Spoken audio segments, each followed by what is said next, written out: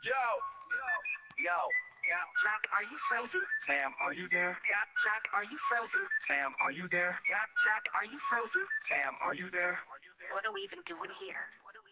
Yo, Wi-Fi fighting, but they holding it down. How about them J-era Maz ballers running Beantown? They say these guys are ridiculous, yet probably true. Like the 23 Celtics, they got a deep crew. Pregame Polly Papa trying to make some bank. Professor Pete repping Latvia, KP the thank. RJ's on the email taking fools to college. Joey, Matt, Timo, Robin, let's acknowledge. What are we even doing here? We're taking the crown. Checking Sam, talking Celtics and breaking it down. Competition can't keep up, they're starting to frown. What are we even doing here? In the garden, fighting for a quiet spot. Jack's taking notes while the crowd gets hot. Irate, insightful, not a diplomat. Sam's got a long list and it's just for rats. Rat list your Wi-Fi, rat list your dog. Rat list Bronny, rat list LeBron. Rat list the traffic, rat list the song. Rat list that's getting too long. What are we even doing here? We're taking the crown. Checking Sam, talking Celtics and breaking it down. Competition can't keep up, they're starting to frown. What are we even doing here? Might think they're chill, but don't get it twisted. They're not just hustling, they're highly gifted. Still new to the scene and making their mark. It's a humble beginning, it's a hero's arc. Sam's keeping it real with the Starkey vibe, but he's all in with Jack when it's time to ride. Your ass hat in the chat, Jack says don't come back. He's got zero patience for nonsense attacks. What are we even doing here? We're taking the crown. Checking Sam, talking Celtics and breaking it down. Competition can't keep up, they're starting to frown. What are we even doing here? What are we even doing here? We're taking the crown. Jack and Sam talking Celtics and breaking it down. Competition can't keep up, they're starting to frown. What are we even doing here?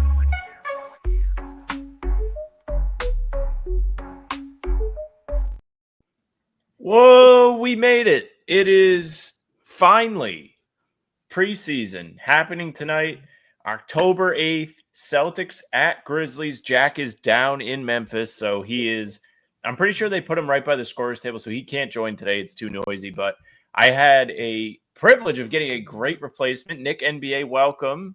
Hello, sir. Thanks for hanging out on pregame. Welcome.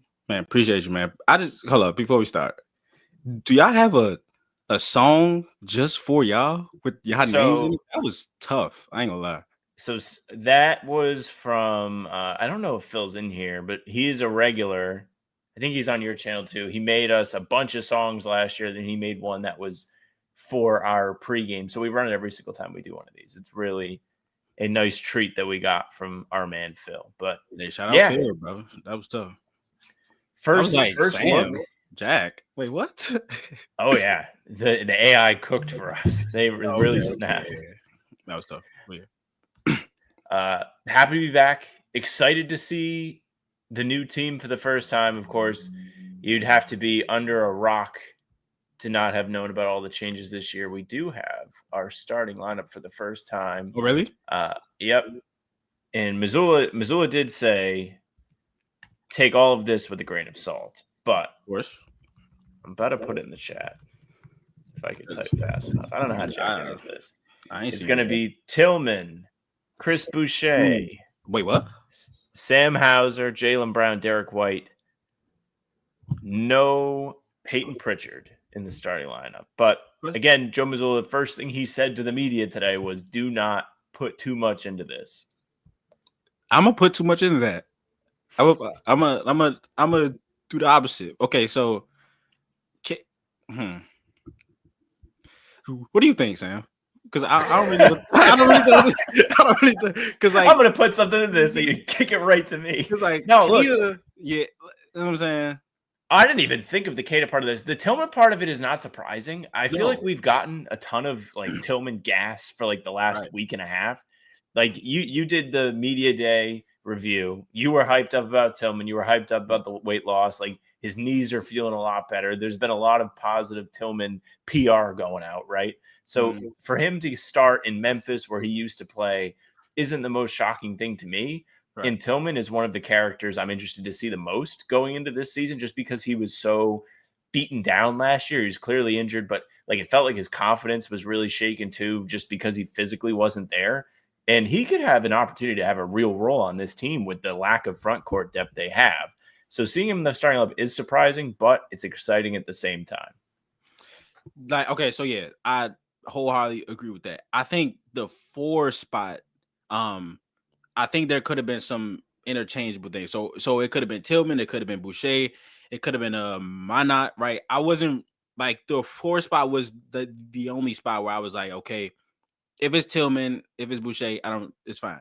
But I thought Kata, well, again, this is he told me not to put too much into this, but I thought Kata was like slotted in at the 5.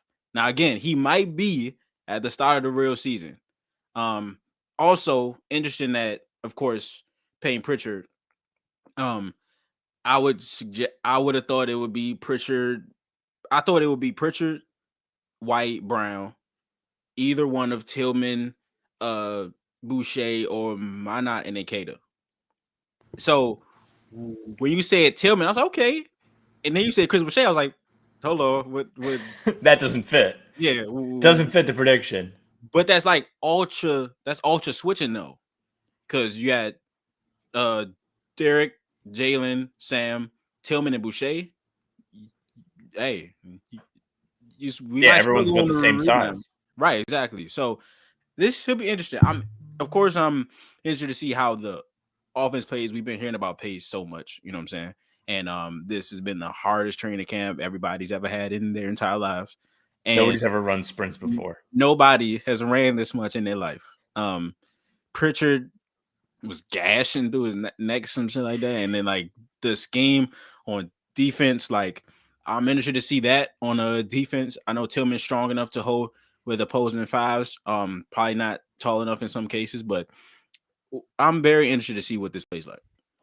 Well, I feel like Tillman is like the last, maybe not last, but he feels like he's got real defensive potential, at least like what we were sold when he was traded to the Celtics. It was like, man, he had that great playoff performance against Anthony Davis, really had him in hell. And like Anthony Davis was no joke at that time. One of the better bigs in the league, great offensive player, versatile offensive player, and Tillman did a good job staying with him. Now, the Celtics are without Al Horford, who has been their versatile stopper for years. And even if he was still around, you're running out of time to find somebody to replace that in your lineup. It is hard to replace, but people really felt Tillman had an opportunity to do that. So I believe that them seeing what they have with him is important this season. And this is a good start to that. I don't expect him to start on opening night.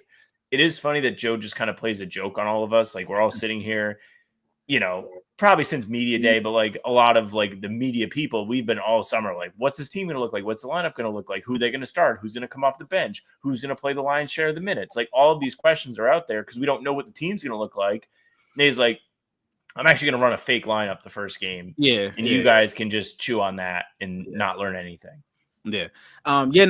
Because the year that we got Tillman, he showed us like the defensive prowess. So he was the 12th most impactful defender, and he was switching on the like stars like Luka, KD, D Book, even some Trae Young. I see like that season, like Tillman was on my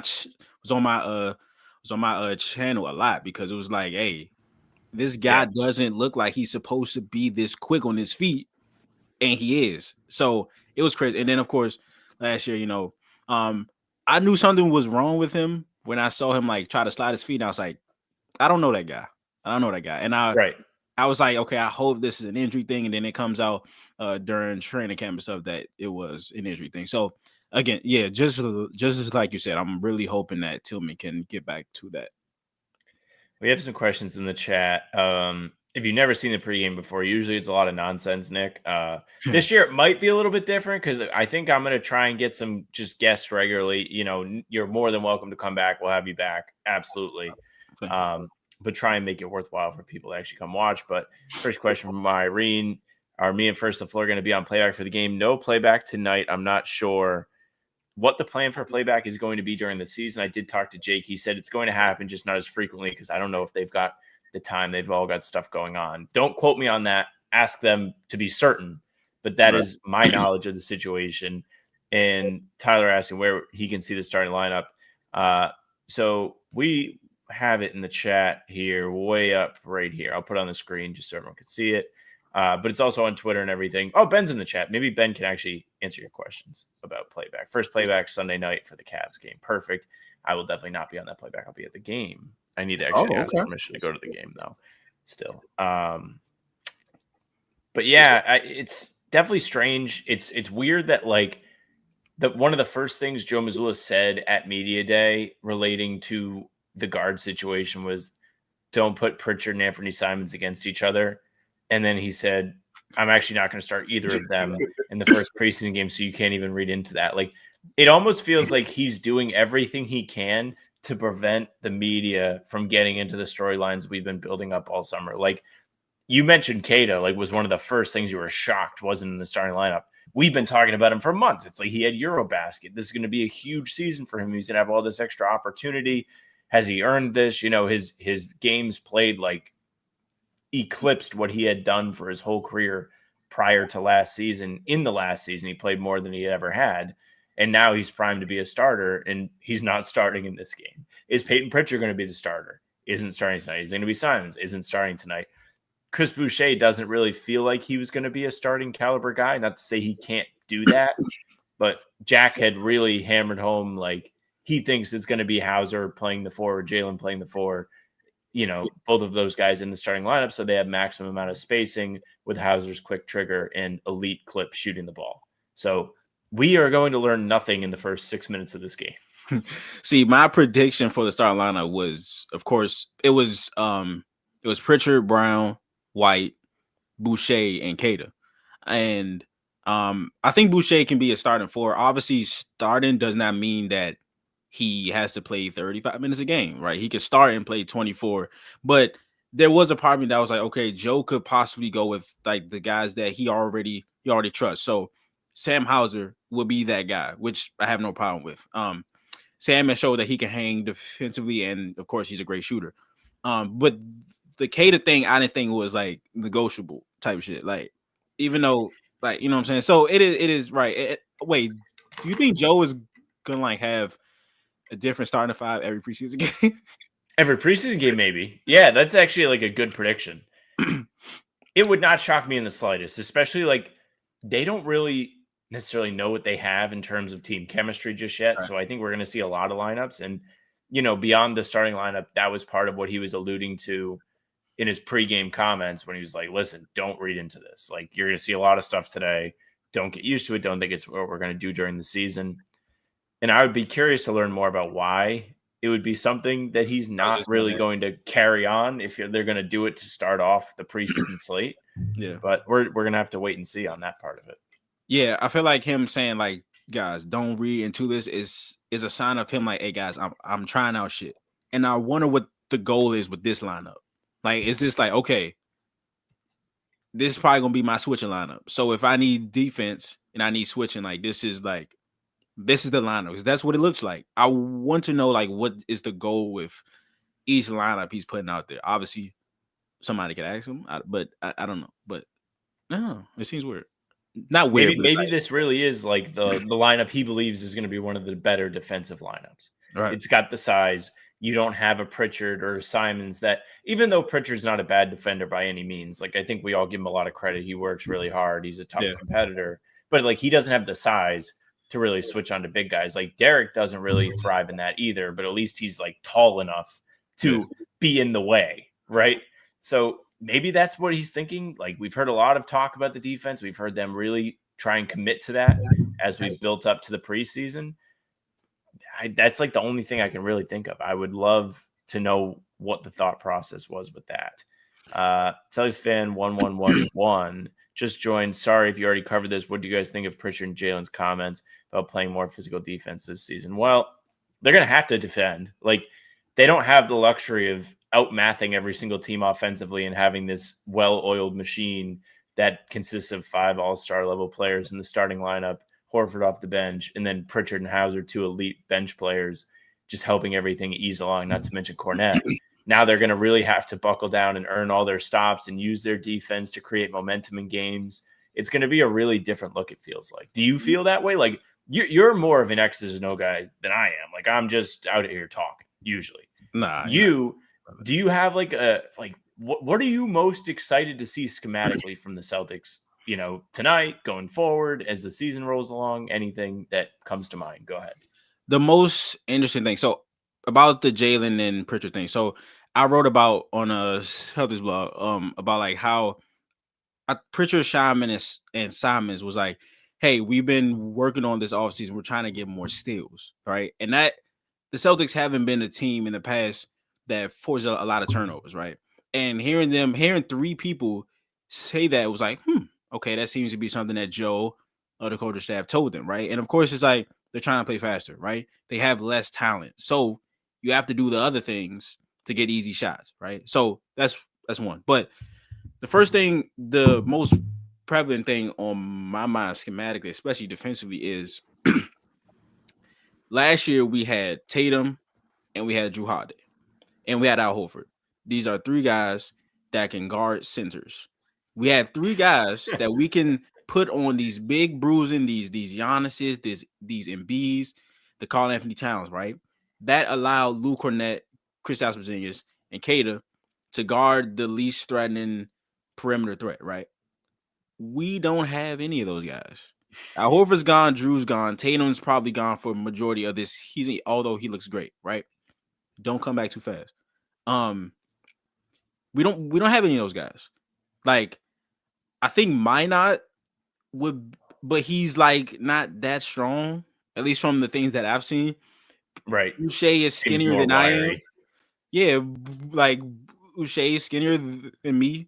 The best option to guard centers and have Kata play off is Jaylen Brown. And that is just, I know Brown he's strong enough, he would welcome that challenge. I don't want him doing that for a lot of this time, because then he has to go down the other end and be the top option. So schematically, I was like, okay, this probably means that Kata has to guard centers.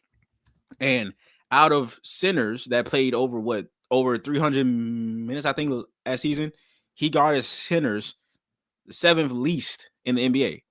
Because again, you have Horford, you got Tatum, you got, you know what I'm saying? You have guys to take on that role. Kata's not the strongest guy, right? He's athletic, long arms, blah, blah. But against a Giannis, against a Embiid, you know what I'm saying? He might not be the greatest option. He's also not patient enough.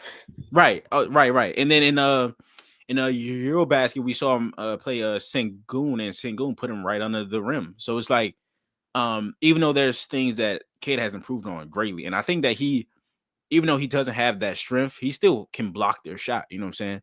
But what I thought was, hey, Kate might have to guard these great fives. Now, there's not a lot of them.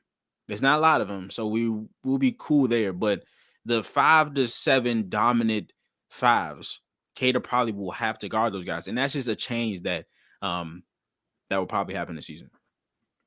A lot of help defense coming. A lot of rotations. A lot of guys scrim. Maybe that's why they're running so much. Now that I'm talking through it, all the pieces are coming together through the things we've heard in the preseason. RJ had a question. How deep do we think the Celtics will go on the roster tonight? I believe he basically said expect everyone to play. Yeah, I'm trying to find it. I know somebody tweeted it. I'm going through all the beat reporter accounts right now. I can't find it, but I'm almost certain that Joe Mazzulla said we're going to see everybody today. So buckle up. Get excited to see the rookies. Nick, I know you'll be excited to see your man, Amari Williams. Yes, hopefully he plays well. Hopefully there's some sick passes. Anybody else in particular you're really looking forward to, players-wise? Everybody that's not established. You know what I'm saying? Like Shyman, Walsh, Ugo, Amari, Josh, I know for sure. And yeah, so I wanted to say about our starting five. Joe doesn't strike me as like I'm gonna change my starting five based on your starting five. But the Grizzlies' tallest player, and at this, I don't know how tall this Lovering guy is. I've heard his name before, but it's Javon Small, Cedric Coward, Jalen Wales, Santi Aldama, and Lovering. So I don't know if I don't think he's doing matchups in preseason. Although I do have a prediction that he's going to press the first play of preseason like he did last season. Like I remember, I think it was Toronto where they won the tip off and he pressed them in the first game of preseason. With everything that everybody's been saying about this being like it's the hardest training camp. It's been a war out there. I think that's a definite, almost. So Lawson Lover. I almost said Coastal Lover and Lawson Lover. Oh, that's his name. Shout out to Bobby Manning who tweeted it. I would have had to go look it up if not. 7'1" if you were. Oh, he's 7'1". Okay. So that just negates everything I said. So cool. But yeah. But I mean, he might not be like a power guy, so I don't know. But yeah, this should be interesting, man. I'm really excited to see this. Oh, now it looks like from Gary Washburn, Nemi is out tonight. So if you were worried about that, there's a little bit more context. He's out. Why? Just looks like night off is what Gary said. Okay, well that makes sense. That makes more sense as to why he's not starting. But that will do it. That if you're not playing, that would do it for you. Okay. It'll be really fun to get a look at Baylor and Jordan Walsh, Jimmy J. Good point. These are two guys that are essentially, you can loop Josh Minot into this too, kind of battling for what feels like one spot going forward. Maybe more so with Walsh and Minot than Baylor. Baylor's a little bit more versatile offensively than those two are. Right. But those two are both lengthy defensive guys, need to prove that they can shoot the ball consistently, need to prove that they can be out there and be disciplined on defense a little bit more. And then Baylor, who, at media day was talking about, he thinks a lot of people are going to be surprised by the defensive improvements he's made this year. And, I think anybody that wants to play for Joe Mazzulla or just stick in the NBA in general is going to have to defend. So looking at these guys, seeing how they fit tonight, seeing what kind of things they're asked to do is going to be a really interesting thing to follow, because hitting on the homegrown talent / I guess you can kind of claim Minot as homegrown if he pans out. All the cheap contract talent is going to be so important going forward, because Jaylen, Jason, and Derrick are making like a combined $150 million over the next, however many years those three are going to be playing together. You're going to need to find a way to put good players around the fringes to help the team get back to contentions. You don't want to be the Phoenix Suns. You don't want to waste away your big three of sorts because you don't have the right guys around them. Right, yeah, man. It's just, yeah, I would say the same. What you said about the Walsh Baylor thing. What keeps Baylor apart from those guys is that he, in theory, is a better shooter, right? We need those percentages to get higher. Of Nemi's guy, of course, I need those percentages to be a lot higher. But yeah, Walsh, Minot, even Ugo is in the same thing as, okay, these guys are athletic, they're defensive, but the swing skill is, can they shoot? And I guess whichever one shows that they can shoot more consistently and execute the assignments more consistently will get that time. So yeah, I'm really excited to see how this works. I'm excited to see everybody, man. I'm really excited to see everybody. It's funny you loop Ugo in there. Ugo, you can noticeably tell he's younger than everybody else just by his frame. Like he showed up to the podium at media day, and he might have been after, I'm trying to think of, maybe it was Walsh, significantly smaller arms than whoever was before him. You can tell he's got work to do on his frame and strength before he's really ready to be out there consistently guarding some of like the strongest wings in the game. Yeah. Also, Luka Garza's here. Yes. Kind of intrigued by him. We haven't quite got to talk about him yet. I wrote about him for Harbu Houdini earlier in the week here after media day, because he had some really interesting quotes from practice when they spoke to him, where he's talking about fitting in with a new team. And his biggest mission has been, how can I help my scorers score? How can I learn to play with them best? And how can I impact winning that way? And it really feels like he's embracing the idea of a Luke Cornett type role on this team, which is really weird to say, because if Luke Cornett was still on this team, he would be starting and be one of the most exciting players. We'd be like, man, how is he going to look with all this extra opportunity? But it's evident how much money he earned just by being a good screener, knowing how to space the floor without necessarily having to shoot threes. And as far as Garza is concerned, I'm very curious to see if they even ask him to do that, because Luke, before he came to the Celtics, even the first time he was with the Celtics, was a three-point shooter. And then the second stint, when he started playing more minutes, they didn't ask him to do that at all. Mazzulla really makes an effort to emphasize the best things about his players, put them in the best positions to succeed.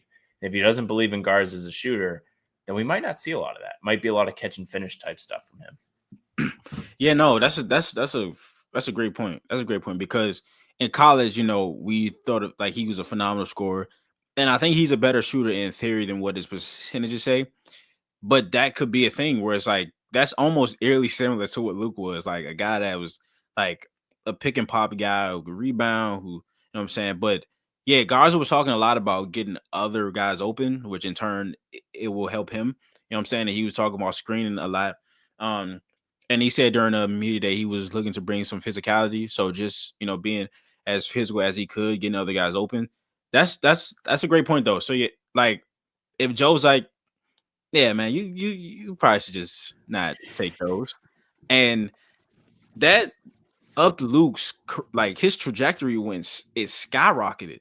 Yes. When Joe was like, okay, let's use your frame more for off-ball screening, on-ball screening, you being a great passer. Like, I think Luka Garza can do that. I would like to see him shoot a little bit more than Luke, you know what I'm saying? But sure, yeah, that's a great point though. That's a great point because we've seen Kata take some threes in a practice. Yeah, if you're letting him shooting threes, you should you know what I'm saying? But like, yeah, for what it's worth, with Nimi, every game last year, if you get like when you go and you're watching all the end of the bench dudes warm up, he's shooting jumpers every single time, and that's fine. Like clearly it's working. He made some in Eurobasket, but just to build off what we've been talking about, I wouldn't expect to see Nimi shoot threes with the Celtics because, well, who would you rather have shoot threes? Nimi or Jaylen or Anthony or Peyton or Sam Hauser or Chris Boucher? I got to be missing somebody in here. Just Baylor, Derrick White, Baylor, Derek Baylor. Yes, like the list just goes. Even Xavier Tillman, the list just goes on and on and on and on of dudes you would rather see shoot threes. So I just don't think there's really room for that. The best way for Nimi to be impactful is to be better at finishing around the rim. He really struggled with that. And it's part of the reason why he rebounds so well when he's in the games. He gets his own misses. He's rebounded. Yeah. I mean, something like this would be fine as long as you don't want to notice him for the wrong reasons. That's it. Yeah, for sure. Just, I think he's a great screener. You know what I'm saying? I think he can. I think Luke is a better screener as far as like the angles at which he has those screen, but I think Kate is a really powerful screener. If he can learn anything from Luke, well, if he could learn anything from Luke last season, was those the screening angles and just when to get out of the screen and when to stay on the screen. He had a couple plays last season where he was like struggling, you know what I'm saying, with that. And Jaylen said during practice that, like timing is huge with chemistry, like timing and like screening and getting out of screens and playing off different people. So yeah, no. I think that Kata should be solid. The only way I see him attempt threes is like there's 3 seconds on the shot clock. I have to shoot this, and he's going to be open. He's going to be open. Like that's the only thing I see translating to that is, the only thing I see translating from your basket is the openness. Like if he's gonna take it, he's gonna be open. So it is what it is. But in the float offense, nah. Probably wouldn't do that. I did see somebody in the comments talking about Luke with the Spurs. Crazy watching Wemby just run pick and roll as the ball handler with Luke. It's unstoppable. Like you gotta think about it. Like you're guarding Wemby, you're probably pretty close to Wemby's size. You're not being asked to get through screens probably ever in basketball. So having to navigate that on the perimeter, really interesting wrinkle from the Spurs. Luke looks awesome there. Really cool. Anything interesting around the league preseason you've seen? I know you've been watching games. Yeah. I did my first reception was on Jace Richardson. I just like those rookies with like high IQ, high field, like I did one on Flag. Like Flag is just so ahead of the curve, like as a thinker, and like his game is so mature. His passing really stood out in that first game. Yeah, I just like seeing like all the underrated guys. You know what I'm saying? This is a time for some guys to show out for the team that they're on, or show out for a different team in order to get like a 2-way or something like that. So yeah, no, I love preseason. I of course love the actual season and playoffs, but preseason is just a time to like nerd out, I guess, basically. The regular season rolls around and you're like, nah, this is fake basketball. We can wrap it up there a little bit before tip off here. Anything coming out soon, Nick? Celtics blog? Anything you're going to be putting up on the channel anytime soon that people can be looking for? Oh yeah, YouTube. We're gonna be going crazy. Y'all might get like 3 videos tomorrow because this is the most. You're not sleeping tonight? Probably not. No, because I have to do something for Celtics blog too. So, sleep. Nah, man. I don't know who that woman is. So, all right. Well, we will wrap it up here. Jack and I will be on the channel tomorrow morning with a recap of this game. No full pod. Jack, big travel day down in Memphis. So we'll be around. Big thanks to Nick for coming to hang out. You'll be seeing more of them, hopefully, throughout the season. Let us know. Anybody else you'd like to see, I'll definitely reach out to them, hoping to get some of the First to Floor gang on here, too. Some listeners on here certain days. It's going to be a lot of fun. Pregame's to be a little different this year. We're going to make the most of it. But, yeah, we'll wrap it up here. Outro coming. Joe Mazzulla, here we go. I just got 3 things to say. God bless our troops. God bless America. And gentlemen, start your